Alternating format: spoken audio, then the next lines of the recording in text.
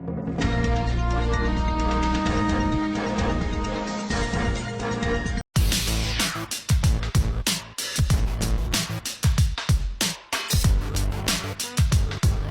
keluar dari penjara, kini Lucinta Luna kembali tampil di dunia hiburan.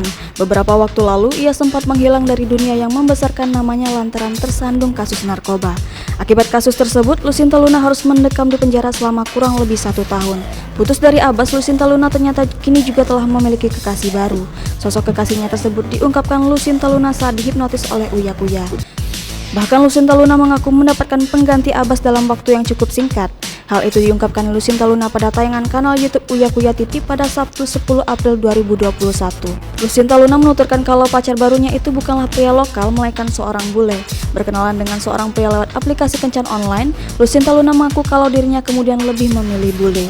Karena bagi Lucinta Luna sudah tidak ada lagi seorang pria lokal yang menyukai dirinya. Demi mendapatkan pria idamannya, Lucinta Luna mengubah nama akun di aplikasi kencan online itu dengan nama samaran. Selanjutnya, Lucinta Luna mengaku sulit mendapatkan pacar pria lokal lantaran mereka selalu mengenali identitasnya. Bahkan pria lokal sering mengenali dirinya sebagai Lucinta Luna meski sudah memakai nama samaran.